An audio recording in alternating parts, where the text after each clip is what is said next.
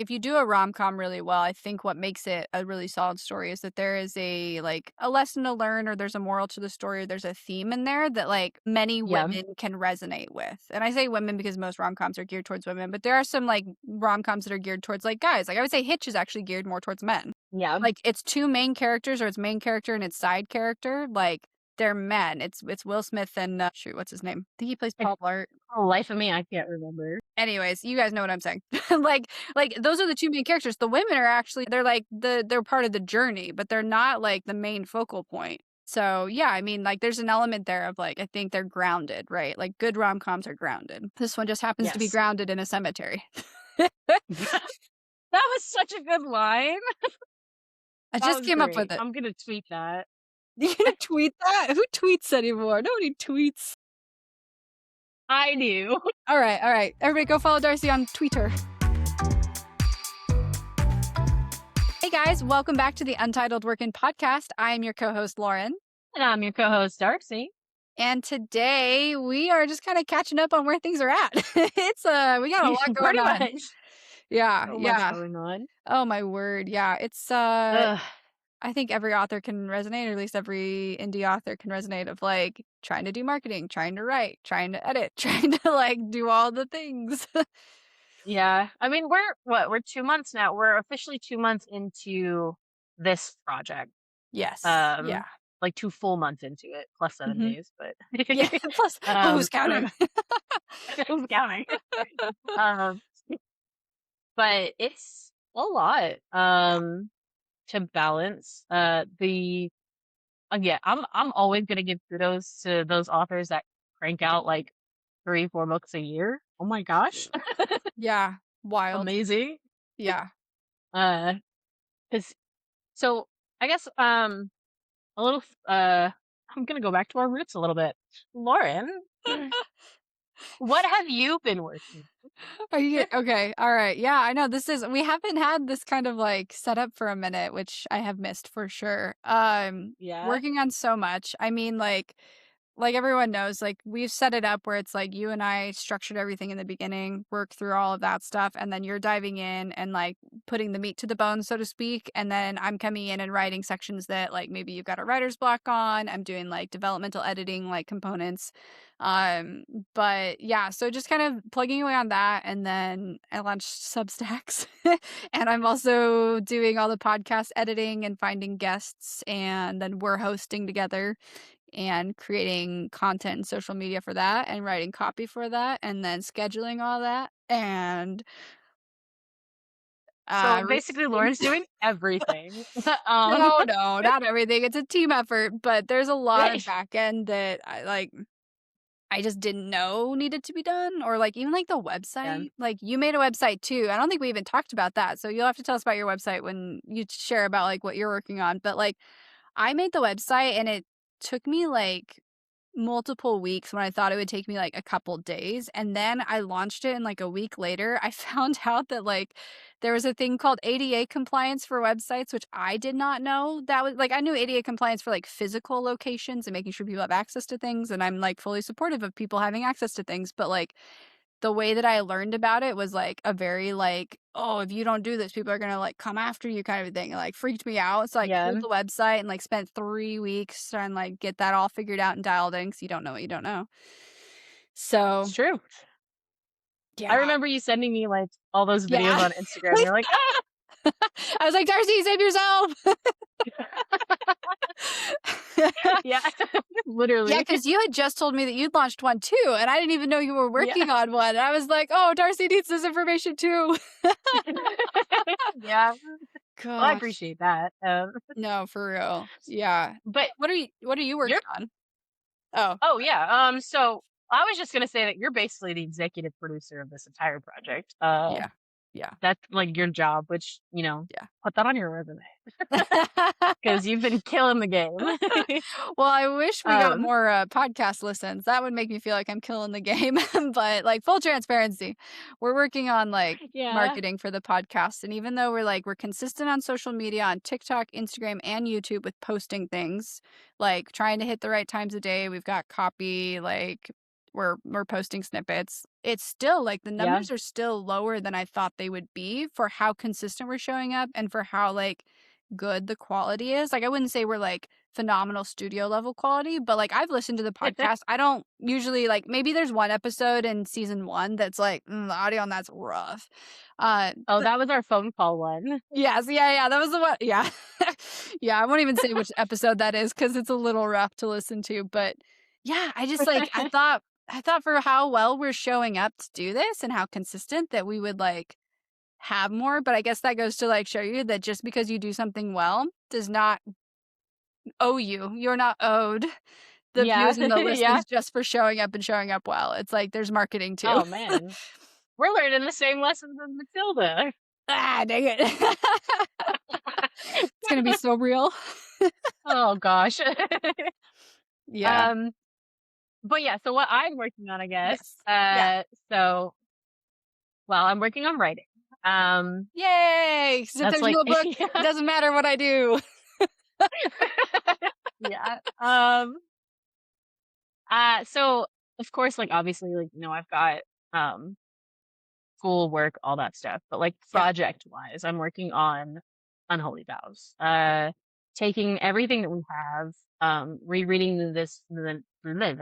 rereading the nostalgia of you. Why was That's that a tongue fantastic. twister? Um, rereading that, like, Mhm. multiple times. I gotta get a new copy because this copy's full of highlights now. Is it really? Oh, that's Yeah. fun. Cute. Yeah. Is it all the, like, Um, areas that we need to go back and fix no. that we said we weren't going to, but we might actually end up doing? Oh, man. No, that not this time, but this one's just like, "Hey, include this, Okay. reference this, Yeah. this is important," that Yeah. kinda stuff. Yeah. Um, but reading through our, character Bibles, 'cause, like, I'll be Mhm. writing, I'll come up on something, I'm like, "Did we cover this?" Yeah. Yeah. Yeah. Um, so, working on that, making sure I'm, like, hitting the right emotional beats because we sort of pivoted, like, the idea, the very beginning of the book, I think we talked about this where originally it was gonna be, like, 1 chapter that was gonna be a specific thing, and then Yeah. it was gonna go into the main story, and then we Right. changed it to where it's, like, a back and forth now for Mhm. just a little while, not, like, the whole novel. Yeah. Um, so going through our, like, emotional beats to make sure that I'm pulling those right emotions Mhm. with the areas that I'm in currently because Yeah. they're not as like just a chapter anymore, they're multiple chapters. So I've been doing all of that and writing. For all of my notebook writers out there, it seems fun in theory, but then having to type it sucks. Yeah, you definitely, like, gave me a little mild panic moment where I was like I opened up the Word doc or the Google Doc to be able to, like, do, like, the editing that I've been doing, and I, like, saw nothing new there, and I was like, is she ghosting me? Is she, like, is she, like, just telling me she's writing and she's not doing anything?" And then, like, Darcy texts me, like, later, she goes, "Hey, FYI, I'm writing it all in my notebook, and then I'm transferring it." I'm like, "Oh, thank God." Oh, I'm so she, scared. she like messaged me. She's like, "Hey, so there's nothing in the Google Doc," and I was like, "Don't stress. There is words. They're just not in the Google Doc." Mhm, mhm, yep. Which then I was like, "Okay, I should probably not do that anymore because I don't need Lauren to, like Lauren's doing so many things that I don't need her to stress, so I should probably be better about, like, transferring it faster Or instead just of being telling like, 'Oh, me. I'll just' that's fair." 'Cause I was sitting there 'cause when I started doing it, I was like, "Oh, I'll just transfer it on, like, I'll just get it in there on Tuesday. Like, I'll just type it all up Yeah, on Tuesday. They'll have it by Wednesday." But then yeah. Lauren's like, "Hey," and I was like, "Oh, oh, no, I'm so sorry." Well, also, like, I think I was peaking. I think I was coming out on, like, Monday or Tuesday and looking at it early because if I have extra time and I thought, like, if it's in there, I'll just jump into it early anyways. But then I was like, "Oh, no. Oh, no." It's like that audio clip that's, like, been around for a while. I was like, "Oh, no. Oh, no. Oh, no, no, no." Yeah, yeah. This is literally just going on in my head. Yeah, I felt so bad when you texted me. I was like, "Oh, that's probably very stressful." Well, you texted back pretty quick, so I only had a minor panic attack. Okay. Well, that's good I'm at kidding, least. I'm kidding. It's not a panic Uh, attack, just moment of yeah. horror.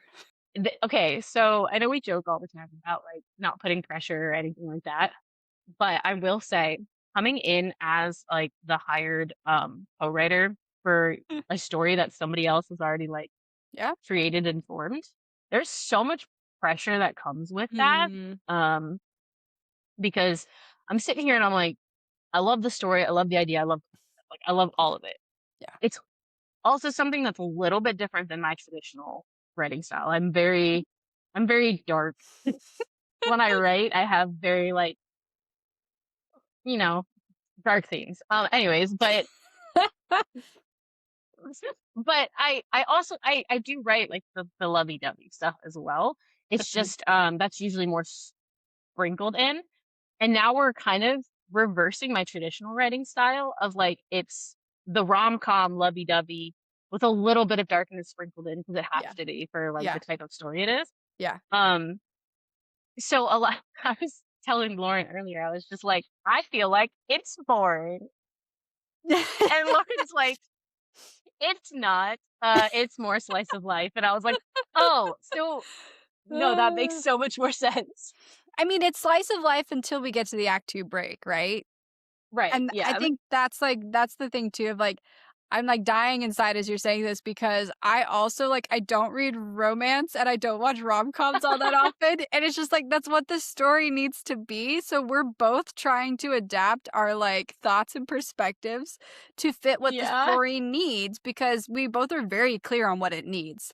Like, there's no I Yeah. don't think there's any fuzziness between us as to, like, "Oh, is this, like, more, like, dark with some romance in it, or is this, like, a horror with, like" and we're like, "No, this is a rom-com in a zombie world." We're very clear. This is, like, Barbie got dropped in zombie land, like, let's go.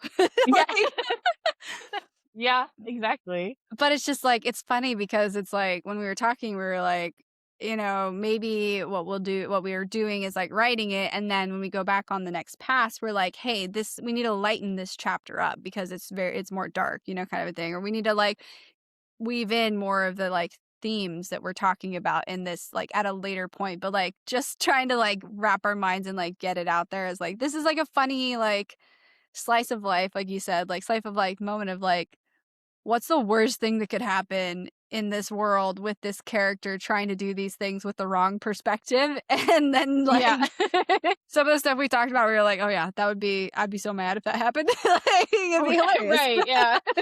It's an interesting thing to write a story from like where your brain has provided you with something that's not your general like what you do, right? Like Yeah. cuz cuz Lauren came up with the original concept. Like this that is fully her brain maybe. So the fact that like rom-coms too aren't really like a big thing for you, it's such an interesting thing to have to like weave through that and be like, this story, I want this story to be told, but like, oh my gosh, how do Yeah. I tell it? Yeah, yeah. When So I started that Substack, so, like, we're joking that I started a Substack called Unholy Vows Year 1, where I'm telling the year 1 story, so, like, it picks up, like, in the middle of some of the stuff that's happening, but it's not part of Unholy Vows, but Darcy's like, "You're literally just writing fan fiction about your own story." But it's like it's just fun and yeah, it's helping me stay in the right mindset, especially as Darcy, like, writes the big stuff, and then I come in and I add pieces and change and, like, add development ideas and thoughts and, like, write paragraphs and stuff, but, like, I was reading through the first thing I posted, I told Darcy, like, I was like, "This is too moody. This is, like, so moody. Where's the rom? Where's the com?" Like, it's just, like it's just Zom, and I don't write Zom. Like, what is happening? it's interesting how the story has adapted to that too, because that's Mhm. one of the bigger issues that I keep running into with writing the novel is that like Matilda's kind of she has a lot more darker emotions towards everything that's happening Mhm. than we like originally had written because it was a little more delusional when we first wrote it, which wasn't fitting like the narrative. No, it wasn't how we wanted to write it, it's just how it came across. Yeah. um so going through and like realizing too which I think this is what's going to make Matilda a deeper character, Yeah, like a more like layered character is that we are realizing that she has a lot more darker emotions around it, but mhm. we still want it's still like a softer story. Yes, yeah. So getting to getting to like know that and play that is really, I think it's really going to layer this much better than just like a baseline rom-com vibe. Yeah, absolutely, and I think, like, if you do a rom-com really well, I think what makes it a really solid story is that there is a, like, a lesson to learn, or there's a moral to the story, or there's a theme in there that, like, many Yeah. women can resonate with, and I say women because most rom-coms are geared towards women, but there are some, like, rom-coms that are geared towards, like, guys. Like, I would say Hitch is actually geared more towards men. Yeah. Like, it's 2 main characters, or it's main character and its side character, like, they're men. It's Will Smith and, shoot, what's his name? I think he plays If Paul Blart. for the life of me, I can't remember. Anyways, you guys know what I'm saying. Like, those are the 2 main characters. The women are actually just, like, they're, like, they're part of the journey, but they're not, like, the main focal point. Um, Yeah. so, yeah, I mean, like, there's an element there of, like, I think they're grounded, right? Like, good rom-coms are grounded. This one just happens to be Yes. grounded in a cemetery. Yeah. That was such a good line. I That just was came up with great. it. I'm gonna tweet that. You gonna tweet that? Who tweets anymore? Yeah, Nobody tweets. I do. Alright. Everybody go follow Darcy on Twitter. Twitter. It's not even Twitter anymore, man. I know, it's X or whatever. Dumb stuff, whatever. Ugh. Anyways, moving But on. yeah, I mean, I think that's also where we talked about, like, when we break from act 1 to act 2, like, the world shifts a lot. Like, the stakes go from kind of that Yes. more, like, slice of life, "mundane," quote, unquote, but, like, slice of life elements that are still funny. Like, some of the stuff we've talked about are, like, hilarious. Uh, Yeah. and I'm not tooting our own horn, I just think it's funny. But then they ratchet Toot it our own up horn. in act 2 because she leaves the town where things are like what she's known for a while, and we elevate the stakes with actually more aggressive, more real world. I mean, it's still zombies, but it's like, more of what a traditional zombie space would look like. And so now it's like it's Yeah. not just like, "Oh no, this inconvenient thing happened that like shatters all my expectations and I'm so angry and frustrated," to like, "Oh, I might die." Like, Yeah. in Yeah. a funny way, but I might die. Yeah. And that's also where like finding the balance comes in again with like the comedy of Yeah. the aspect because I mean, if you take the comedy, like if you really just like took that out of the story, it's a very dark Oh my gosh, yeah. concept. Yeah. Yeah. Yeah. So like having to tell it in a fun way Yeah. is such a challenge. Yeah.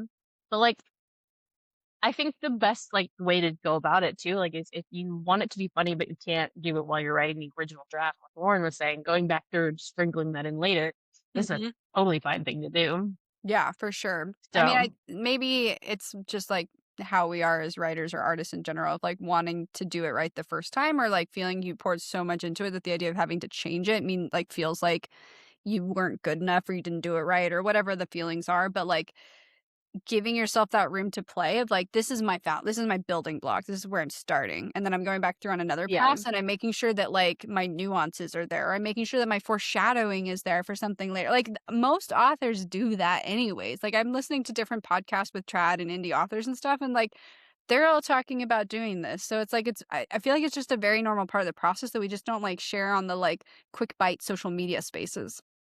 One of the things like going into this process and like working it with you and everything like that is that realizing how much was gate kept for a really long time about this space. Hmm. Um because like growing up as like a kid, it was always like I wrote these books and then I was like, oh, they're perfect. Like I'm gonna publish this. This is what I'm gonna do. I had no idea that like you don't ever really want to publish your first draft. Like that's just your first draft. That's what you No, want to don't do build it. off of. Yeah. But with all of our guests and everything this season, I'm learning so much more about like the fact that like these authors that do this, like it, they like, I mean, they love being authors Yeah. because it's Yeah. so much that goes into it that like I have more what's the word? Oh, I'm losing the not understanding. It's like I'm an author. Empathy, respect. Um I guess respect works. I have more like understanding and respect for authors now because even as somebody who's like always written since I was like a little kid and I always respected authors and I loved Yeah. the work that they did. I have so much more now Yeah. than I ever had before because, oh my gosh, the amount that they have to put into these projects, Yeah. Especially indie. crazy. Oh my gosh, like, there's so much to do, like, all and I know we're doing extra, right? Like, we're writing together, we're co-writing our debut novel, we're doing a podcast, we're doing Substack, we're doing pretty much every social media platform known to man, we're doing a lot more, but, like, there's just, like this is also all stuff that's, like, we're gonna need to do down the road, like, we're gonna need to do marketing no matter what, we're gonna need a book cover no matter like, we're kind of, like, laying the foundational stones, like, ahead of time as we're doing this, but it's, like, it's so much work, and I think Um, that's the trick of, like, the indie thing is that it's, like, you get all the freedom, but you have all the responsibility, and you can offload as much yeah. as you want or as much as you can to whoever, but, like, you still have to, at the end of the day, also decide who those people are. One of the things that I keep, like, realizing too that, like, just hits me sometimes like a slap in the face is that indie authors, like, most of the indie authors that you know and that you guys read is it's just them. Like, it's one person. And, like, me and Lauren are so overwhelmed as 2 people. I can I can only imagine, like, just the Yeah, one person team of an indie author, and they're just doing all of this stuff, and they're creating this content, and they're putting it out into the world, and they're selling yeah. it, and it's like it's every indie author ever every author ever, honestly, but, like, indie authors especially really should just give themselves a pat on the back because it's so much love and time and commitment that you put A into lot of it. work. It's just yeah, it's a beautiful thing Yeah. that people are doing, and I Yeah. think they deserve credit for it, so that's what I'm gonna do. Yeah, well, I think the accountability part too, right? I mean, like, that's literally one of the reasons I started one of the Substacks, or I got on Substack in the first place and was, had joined on another person's Substack, is that like the community piece and the accountability piece of like I showed up more and more consistently when I knew that there was space set aside for me to do that, and I was, like, being encouraged to do that, like, I wasn't just, like, another social media handle in the universe, like, it was, like, there were like, Yeah. people knew that I was a part of it, or at least one person knew, or, like, someone said, "Hey, do you wanna jump on a Zoom call and just write on our own things and not, like, talk to each other?" And, like, obviously, we talked the entire time and did no writing, but, like like, Yeah. it's having that accountability and being known and just having people say, like, "I'm here to show up with you. We don't need to talk or do Yeah. things together, but, like, we're gonna show up in the same space," and have that accountability that's, like, so important. Yeah. Well, that's one of the things that, like, when I was taking a break from my own personal novels and stuff, a while ago, and I was, writing fan fiction just so that I was still writing, like, even though I wasn't able to write mine.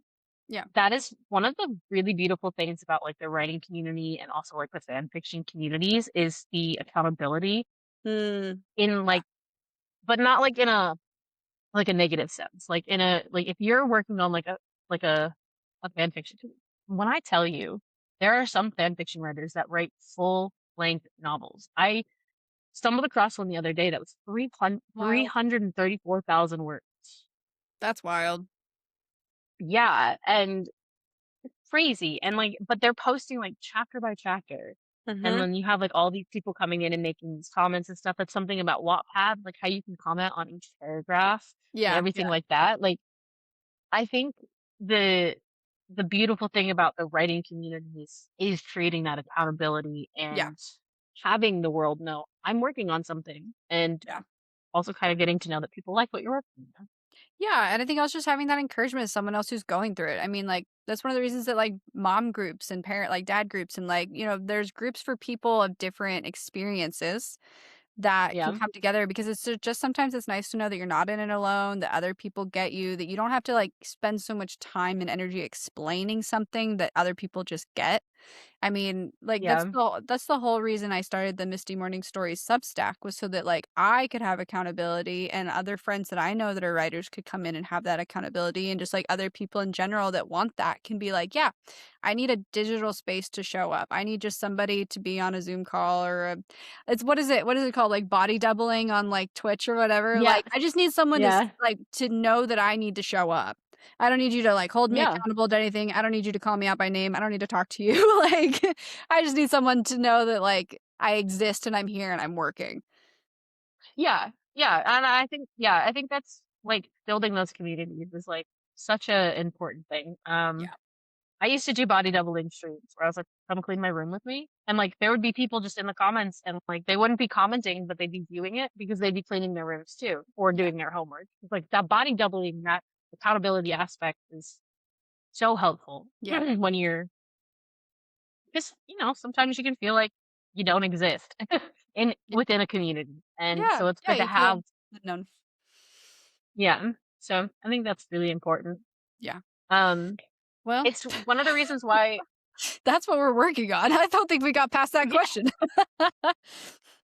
so my website is a little bit different than Lauren's, Misty Morning Stories website. So Lauren's is very much centered around, like, her writing projects, podcast, and, like, the writing community. Like, that's very much your website is Yeah. a writing community. Storytelling and writing Um, community. That's the best way I could describe it.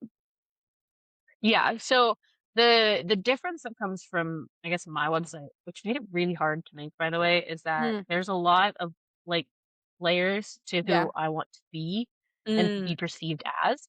Yeah. Um, so it originally started as a way to showcase the book so that I could be like, Yeah. if you go to this website, you can buy my book. Like, Yeah. Yeah. much easier than just being like, it's on Amazon, look it up, buy this. Like, Yeah. so, Just click the link. uh, yeah. So that's what it started as. And so, I mean, surprisingly enough, I don't know what it was. I drank a ton of caffeine and I created the entire website in a Uh, day. yeah. Months ago though, months ago. So I created Oh, the original really? concept of the website, yeah, months ago What? on, Wix, yeah. And Oh. but I did it all in, like, one day. It was in, December, like, when we were Yeah. on our break. Yeah. Um, and then when we started this second season, I was like, I really want to get it out there. Like, I want Mhm. to put the website out there, make it easier for people to find everything that we do. Yeah. Um, but mine is more community based, but also more like get to know me based. Because Mhm. like Lauren's is the Misty Morning Stories, right? So that's very Like a like, brand. yeah, and mine is me. So Mhm. mine's a little bit different when it comes to that. So if you're ever curious, you want to know more about me and my vibes, you can check it out. But Yeah, yeah, that absolutely. took me forever. Yeah, it's a lot of Check work. out Lauren's though. Well, check out both. Whichever one fits your vibe, Lauren's doesn't is more matter. important. Nah. Hers is the community we're trying to build. It's I mean, either way, I think there's an element too of, like, what you're saying of, like, how you wanna present yourself of, like, that professional of, like, "This is who I am," kind of a thing of, like, being a photographer and a writer and all of that stuff, and so, like, building that space and, like, showing those elements of those different facets of who you are too. Yeah. Um I like, I love the colors on your website, by the way, Thanks, because you use your picture and, like, and it's, like, really big, like, the Oh. one with your head on the table, which, by the way, is the coolest picture ever. A lot of my coworkers actually think it's a really cool picture. They love that Oh, picture, by the way, like, the wait, ones who they've have, like, seen it? checked out our podcast. Yeah, they've checked out the podcast. Oh, okay. That's Yeah. funny. Wild. Um, yeah, but I love that picture. Such a cool picture. What's so funny is I that photo was taken, like, a long time ago, like, probably, like, 8, 9 years ago, but I feel like I Oh, can still wow. use it because versus the other photos from that shoot because it doesn't show my face, and I feel like as you age, you change, like, like, I use Yeah. some like, I've tried to use some of my other photos from that shoot, and, like, my face is just way thinner, I just look way younger, I don't want there to be, like, a discrepancy where people are like, "Oh, you look like this in your photos, but now you look like this," because then it just feels like there's a weird, like, not deception going on of just, like, I haven't updated them, but I don't look enough like them nowadays, so, anyways, long story short, that's why I still use that photo because I'm like, it's accurate, and also it's not, Well, like it doesn't feel not me now. Alright, so that's kind of, like, where we're at this point. This wasn't, like, a super, like, deep dive episode of, like, I don't know. Just it's just kind of where we're at. And that's what this podcast is really for, is just to keep documenting our process, see where we're at, keep us accountable, and have amazing people on to share their experiences and perspectives. So, yeah, Yeah. Darcy, where can all the listeners find you? Yes. So you've got TikTok, Untitled Working Podcast. I kind of man that. So if you ever get a response, 100% that's man it. me. Um, Yeah. um, you also have Untitled Working Podcast on Instagram. That's kind of more of the secondary one, just because Lauren's is the main one that posts the content. And then you can find me at Darcy underscore Michaela on Mhm. Instagram or darcymichaela.com. What Nice, about you? nice. You can find me at Misty Morning Stories on the website. You can also website has all the handles on it, but Misty Morning Stories on YouTube, Threads, Instagram, and Facebook, I guess. Yeah. But I mean, feel free to hit up either of us. You'll reach us both by hitting up either of us, or just email Darcy and tell her how great she is. That's also an option. Do that to Lauren. All No. right, don't single me out now. Ah. But yeah, so I mean, that's kind of it. I don't really have anything else to catch everybody up on. Yeah. That's where we're at. Yep, it's just creating a community. That's just what we're Yeah. working towards. But Yep. I guess let me see if I can do this good this time. You guys know how it goes. Everybody is a work in progress. It's a process. We'll see you next week. Bye. Bye.